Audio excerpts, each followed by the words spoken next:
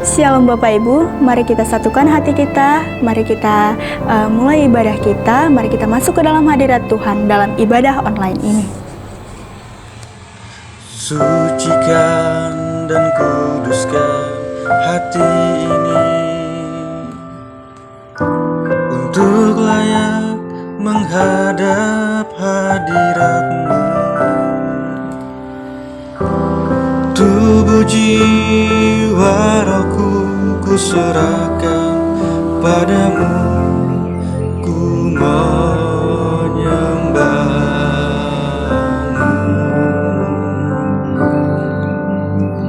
Tinggikan nama-Mu ya Tuhan,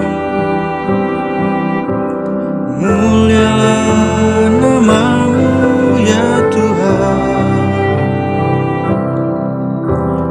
Tiada yang lain seperti Engkau ya Allahku, besar kuasa-Mu.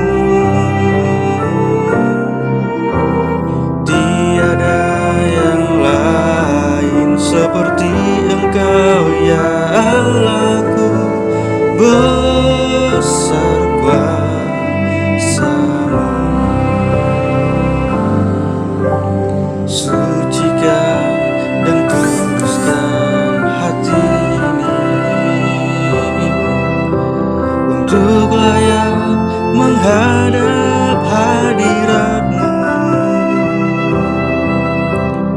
Tubuh jiwa rohku ku serahkan padamu, ku menyembahmu.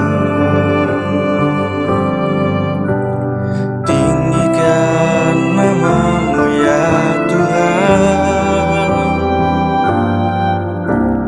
mulialah nama-Mu ya Tuhan.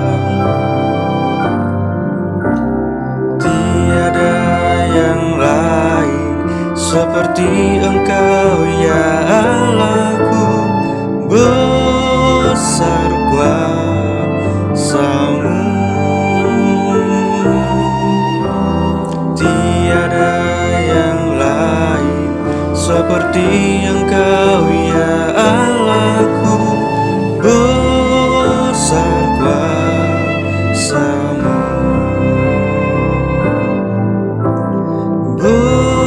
Besar kuasa-Mu,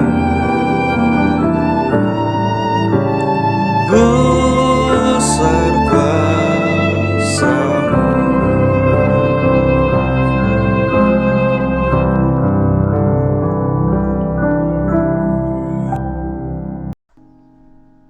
Salam Bapak Ibu Saudara, apa kabarnya hari ini? Saya percaya kita diberkati Tuhan. Kasih Tuhan selalu baru setiap pagi bagi kita.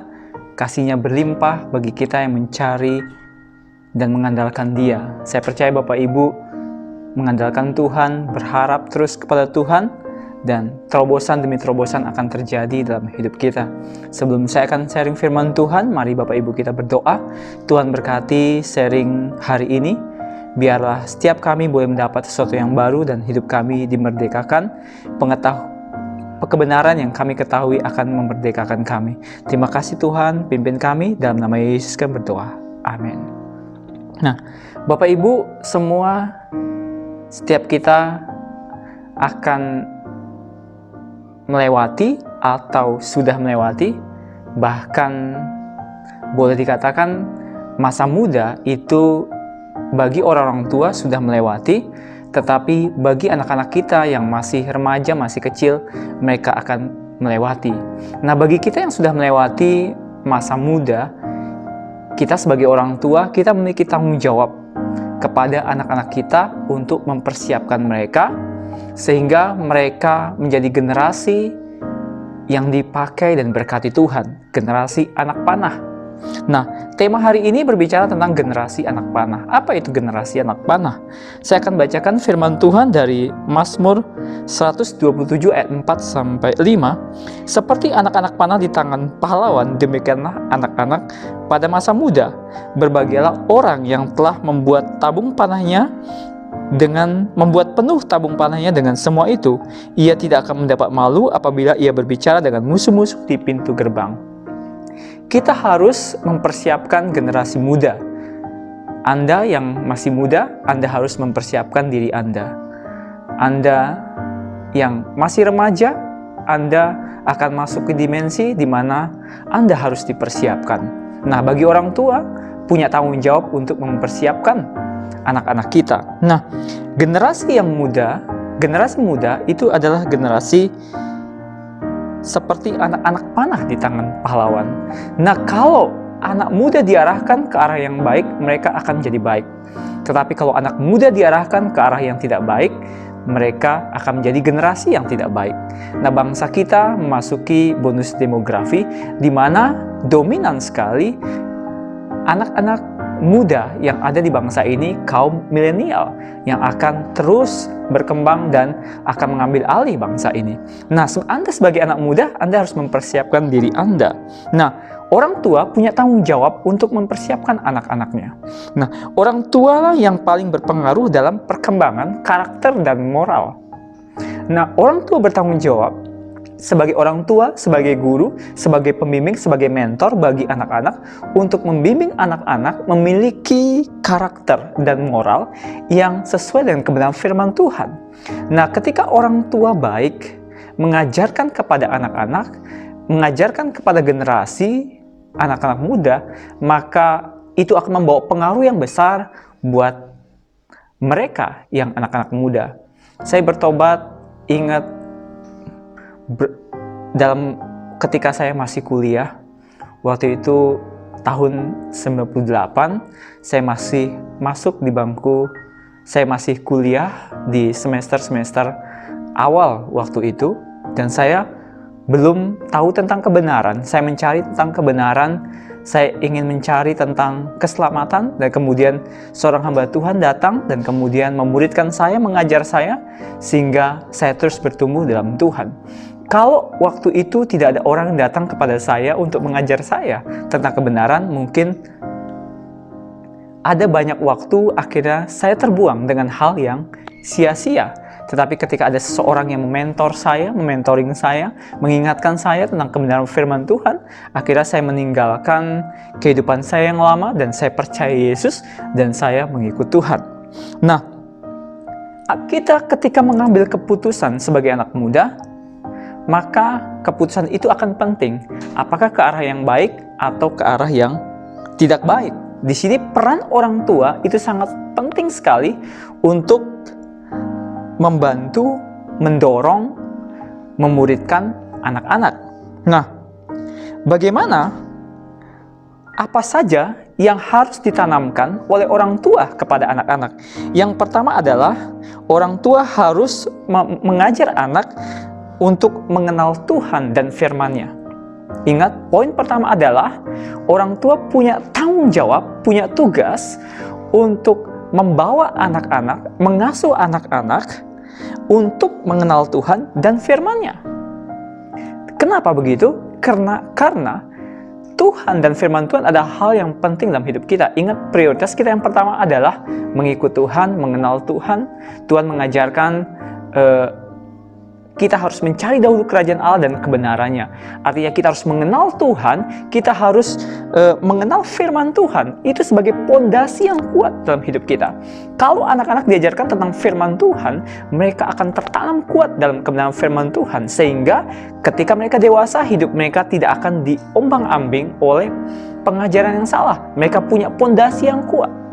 Nah, tanggung jawab orang tua adalah ajarkan anak-anak kita untuk mengenal Tuhan dan mengenal firman-Nya. Harta yang paling berharga adalah kita mengenal Tuhan, menerima Yesus sebagai Tuhan dan Juru Selamat pribadi. Yang kedua adalah kita harus mengajar anak kita. Kita harus mengajar generasi muda itu untuk takut akan Tuhan. Beda, takut kepada Tuhan dengan takut akan Tuhan beda. Tapi poin kedua, kita harus mengajar anak kita untuk takut akan Tuhan. Firman Tuhan katakan, takut akan Tuhan adalah permulaan pengetahuan. Tetapi orang bodoh menghina hikmat dan didikan. Permulaan hikmat adalah takut akan Tuhan dan mengenal Yang Maha Kudus adalah pengertian. Ketika kita memiliki takut akan Tuhan, kita mengenal Tuhan, maka Tuhan akan tambah-tambahkan hikmat dan kebijaksanaan kepada kita. Sehingga ketika hikmat dan kebijaksanaan memimpin kita, maka kita akan bisa memilih apakah yang salah, apakah yang benar, apakah yang tidak boleh, apakah yang harus dikerjakan. Kenapa? Karena hikmat dari Tuhan mengajar kita. Nah, takut akan Tuhan adalah permulaan pengetahuan. Tetapi orang bodoh menghina hikmat dan didikan. Ajarkan kepada anak-anak kita takut akan Tuhan, artinya mencintai hukum Tuhan, mencintai firman Tuhan, dan melakukan firman Tuhan dalam kehidupannya. Nah, ketika seseorang melakukan firman Tuhan, maka hidupnya akan berubah, akan menuai kebaikan. Jadi, ajarkan anak kita takut akan Tuhan. Poin ketiga adalah ajarkan anak kita atau ajarkan generasi muda saat ini adalah dengan keteladanan. Kenapa keteladanan penting? Karena perbuatan lebih keras berbicara dari perkataan. Kita mengajarkan yang baik, tapi kita tidak melakukan yang baik, orang akan melihat perbuatan daripada perkataan. Firman Tuhan katakan, jangan seorang pun menganggap engkau rendah karena engkau muda. Jadilah teladan bagi orang-orang percaya dalam perkataanmu, dalam tingkah lakumu, dalam kasihmu, dalam kesetiaanmu, dalam kesucianmu. Kita generasi muda, orang tua juga harus mengajarkan kepada anak-anak kita. Orang-orang muda juga harus melakukan firman Tuhan. Dikatakan begini, kita harus menjadi teladan sebagai orang percaya. Dan jangan menganggap bahwa kita muda. Jangan menganggap kita rendah karena kita muda. Tetapi kita harus menjadi teladan. Teladan dalam apa? Dalam perkataan kita. Amin. Orang muda harus memiliki teladan dalam perkataan. Orang tua harus ajarkan itu. Kemudian, teladan dalam tingkah laku. Teladan dalam perbuatan. Teladan dalam kasih. Teladan dalam kesetiaan, dan teladan dalam kesucian. Jadi, orang-orang muda memiliki karakter yang baik, mereka memiliki teladan yang baik. Nah, ketika orang tua mengajarkan kepada anaknya, harus mengajarkan dengan penuh keteladanan. Misalnya begini, orang tua mengajarkan anaknya untuk berdoa, tetapi orang tua tidak pernah berdoa. Orang tua mengajarkan anaknya untuk pergi beribadah, tetapi orang tua tidak pernah pergi beribadah. Maka anak-anak bilang, bapak saja tidak melakukannya, untuk apa aku melakukan? Anak-anak melihat dari orang tua. Orang tua mengajarkan anak-anak untuk tidak berkata-kata kasar, sedangkan orang tua waktu memarahi anaknya berkata-kata kasar. Anak-anak bilang, bapak dan mama saja berkata kasar, maka aku juga berkata kasar, itu tidak masalah. Jadi, kita harus mengasuh anak kita dengan keteladanan. Berikutnya adalah asuh anak kita dengan apa? Dengan kasih. Kitab Kolose berkata, karena itu sebagai orang-orang pilihan Allah yang dikuduskan dan dikasihinya, kenakanlah belas kasihan, kemurahan, kerendahan hati, kelemah lembutan, dan kesabaran. Kita harus mengenakan yang namanya belas kasihan, kemurahan, kerendahan hati, kelemah lembutan, kesabaran, buah roh. Itu juga harus diajarkan kepada anak-anak kita. Kita ajarkan pada generasi muda, kita ajarkan pada mereka yang masih remaja. Setiap kita penuh dengan karakter Kristus, buah roh. Mengenakan yang namanya belas kasihan, kemurahan, kerendahan hati, kelemah lembutan, dan kesabaran. Kemudian kita juga harus mengasuh anak-anak kita dengan kedisiplinan. Penting sekali disiplin. Kenapa? Karena disiplin akan mendidik ke jalan yang baik. Firman Tuhan dikatakan di Amsal, dikatakan begini, tongkat dan teguran mendatangkan hikmat, tetapi anak yang dibiarkan mempermalukan ibunya. Artinya orang tua mesti punya ketegasan untuk mendidik anaknya. Kalau salah, katakan salah. Kalau benar, katakan benar. Dan kalau salah, apa sanksinya? Dan itu harus dilakukan dengan kasih. Jadi kita harus mendidik anak kita, mendisiplinkan anak kita, supaya anak-anak kita bertumbuh menjadi anak-anak yang penuh hormat, tindakan yang baik, tindakan yang benar, dan tidak bukan anak gampangan. Artinya melakukan sesukanya tanpa peraturan. Nah, kita harus mengajarkannya. Orang tua tetapi harus melakukan lebih dahulu sebelum mengajarkan kepada anak-anaknya. Kenapa? Karena perbuatan akan berbicara lebih keras daripada perkataan saja. Nah, Anda yang anak muda harus memiliki yang namanya karakter-karakter yang tadi untuk menjadi generasi anak panah. Nah, ketika tabung panah itu sudah penuh, maka anak panah itu akan diluncurkan. Nah, keberhasilan seorang anak muda ditentukan adalah ketika dia sudah waktunya akan dilepaskan. Menjadi generasi anak panah, menjadi generasi yang berhasil. Nah, untuk menjadi generasi yang berhasil diberkati Tuhan, generasi anak panah, kita harus mempersiapkan diri kita.